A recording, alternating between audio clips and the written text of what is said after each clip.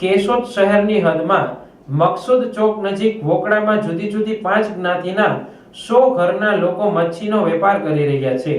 તાજેતરમાં પાલિકાએ વોકડા બ્યુટિફિકેશનની કાર્યવાહી હાથ ધરી છે, જેને લઈને આવી જગ્યાઓ પર પેશકદમી હટાવવા કાર્યવાહી શરૂ કરી છે।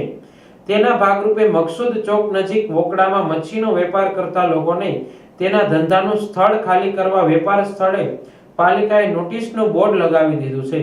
ત્યારે આ મચ્છીનો વેપાર કરતા આશરે 50 કરતા વધુ મહિલા અને પુરુષનું ટોળું એડવોકેટ સુરેશભાઈ ચાવડાને સાથે રાખી પાલિકા પ્રમુખને આવેદન આપવા પહોંચ્યું હતું।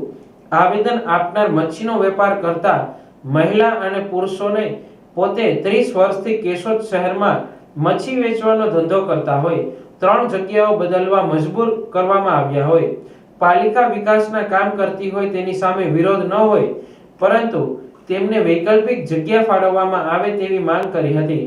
હવે જ્યારે પાલિકાએ તારીખ 31 ઓગસ્ટ સુધીમાં જગ્યા ખાલી કરવા નોટિસ બોર્ડ લગાવ્યું છે, ત્યારે મચ્છીનો વેપાર કરનાર જુદી જુદી 5 જ્ઞાતિના 100 ઘરના લોકોએ જગ્યા ખાલી કરાવતા તેમની રોજીરોટી છીનવાશે તેવી વ્યથા વર્ણવી હતી।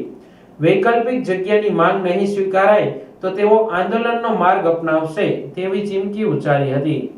એડવોકેટ કેશોદ આજે અમે નગરપાલિકા ખાતે જે આવેદનપત્ર આપવામાં બધા આવ્યા છીએ, આની હકીકત એવી છે કે જે મકસૂદ ચોકની સામે નદીના પટમાં જે આ લોકો બધા 4-5 જ્ઞાતિનાઓ મળી અને જે મચ્છીનો વેપાર છૂટક વેપાર કરે છે, આ લોકો પાસે નગરપાલિકાના લાયસન્સ છે। નગરપાલિકાએ આ જગ્યા ઉપર એને બેસાડ્યા છે।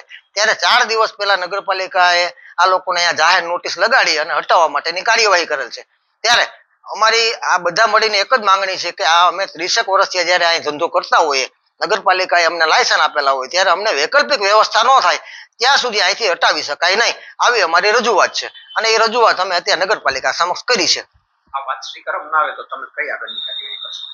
આ વાત સ્વીકારવામાં નહીં આવે તો અમારે ના છૂટકે નગરપાલિકા સામે ઉપવાસ આંદોલન કરવાની પણ ફરજ પડશે અને જરૂર પડે તો નામદાર કોર્ટમાં પણ જવાની અમારી તૈયારી છે।